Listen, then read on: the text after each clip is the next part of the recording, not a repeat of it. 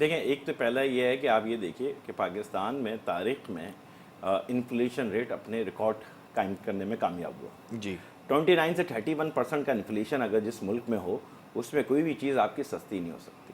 تو یہ بہت بڑا چیلنج ہوگا ایک مڈل کلاس کے لیے کہ وہ اپنی گاڑی کا جو خواب ہے وہ پورا کر سکے. جب قوت خریدی نہیں ہوگی، قوت گاڑیاں خریدی بکیں گی ہی نہیں، تو پھر بھی قیمتیں اسی سطح پہ رہیں گی یا کم ہونا شروع ہو جائیں گی؟ دیکھیے قیمتیں جو اگر آپ سنسیریٹی کے ساتھ اگر پوچھتے ہیں تو قیمتیں ایک ہی وجوہات سے کم ہو سکتی ہیں اور وہ ہے آپ کا لوکلائزیشن.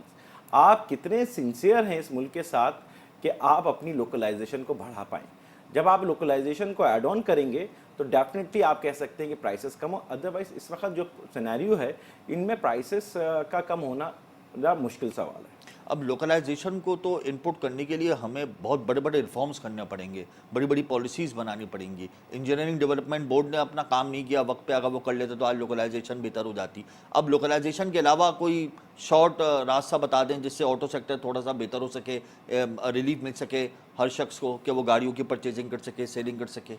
دیکھیں لائف میں شارٹ کٹ تو کوئی ہے ہی نہیں. جو مطلب شارٹ ٹرم شارٹ ٹرمز جو چیز ہے، دیکھیں ایک تو ہم جب نیا سال میں انٹر ہوتے ہیں تو ملٹا نیشنل کمپنی یا نیشنل کمپنیز بھی ایک کارپوریٹ سیکٹر میں ایک ویژن دیتی ہیں. اس سال کا ایک سلوگن ہوتا ہے.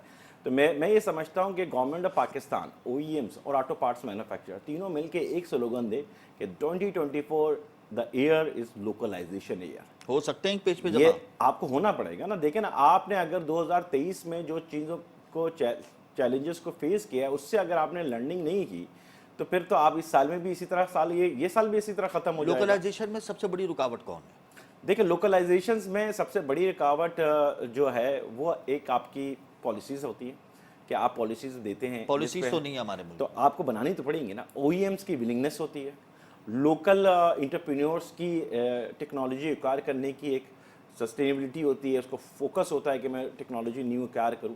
دین گورنمنٹ کی ایک پالیسی جس میں ایڈوانٹیج ملتا ہے کہ لوکل انویسٹرز انویسٹ کریں.